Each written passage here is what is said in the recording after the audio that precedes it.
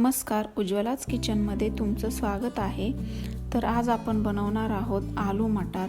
अगदी सोप्या पद्धतीने घरच्याच साहित्यात बनवून तयार होते। चला तर मग रेसिपीला सुरुवात करूयात। सुरुवातीला कढईमध्ये आपण 2 ते 3 चमचे तेल टाकून घेऊयात। तेल तुमच्या आवडीप्रमाणे कमी किंवा जास्त करू शकता। इथे मी 3 मध्यम आकाराचे बटाटे घेतले आहेत। ते आपल्याला या साइजमध्ये कट करून घ्यायचे आहेत।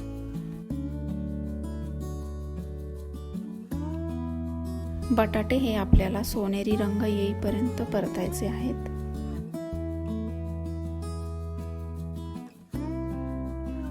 बटाटे परतताना गॅस फ्लेम ही मध्यमच ठेवावी।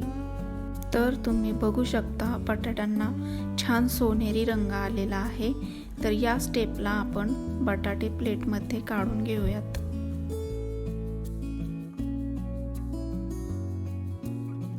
तर त्याच कढईमध्ये आपल्याला 2 ते 3 चमचे तेल टाकून घ्यायचं आहे। इथे मी 1 चमचा साजूक तूप टाकला आहे। तुम्ही नाही टाकलं तरी देखील चालेल। अर्धा चमचा जिरं टाकायचं आहे।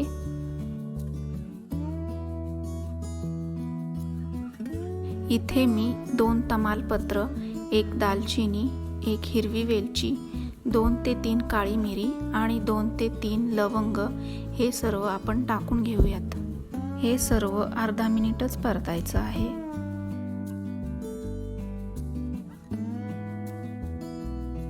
त्यानंतर 2 बारीक चिरलेले कांदे टाकून छान सोनेरी रंग येईपर्यंत परतून घेऊयात।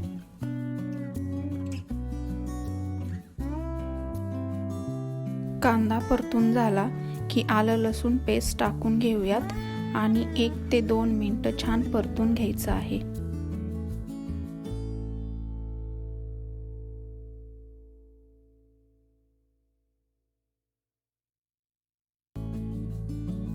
हे सर्व 2-3 मिनिटं परतून झालं की मी इथे 2 टोमॅटोंची प्युरी करून घेतली आहे, ती टाकायची आहे।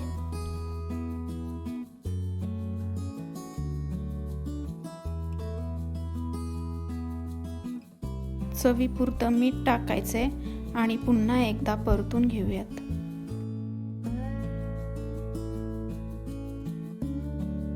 थोडीशी हळद टाकायची।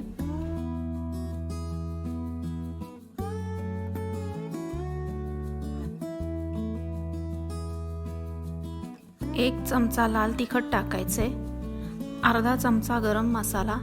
हे सर्व मिक्स करून तेल सुटेपर्यंत परतून घ्यायचं आहे।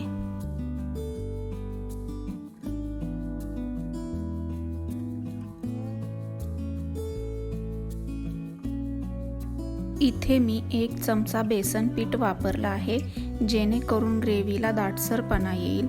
तुम्हाला नसेल आवडत तर नाही टाकलं तरी देखील चालेल।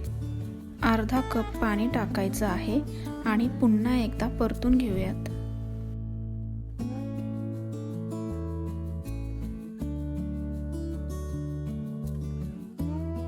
त्यानंतर झाकण ठेवून 1 ते 2 मिनिटं ग्रेव्ही छान शिजवून घेऊयात।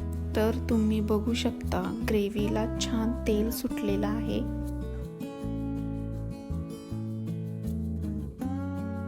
आपण फ्राय केलेले बटाटे टाकून मिक्स करून घ्यायचं आहे।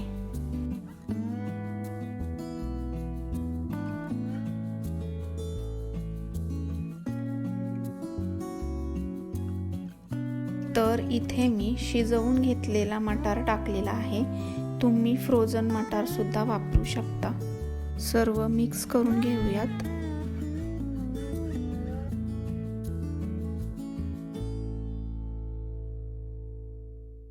तर इथे मी 1 ते 1.5 कप गरम पाणी टाकलं आहे। पाण्याचे प्रमाण तुम्ही कमी किंवा जास्त करू शकता।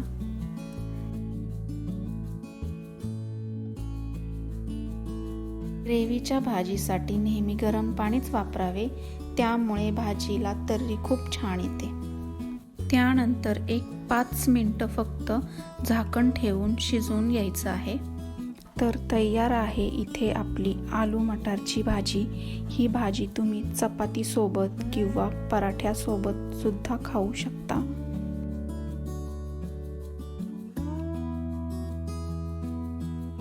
सगळ्यात शेवटी बारीक चिरलेली कोथिंबीर टाकून घ्यायची आहे।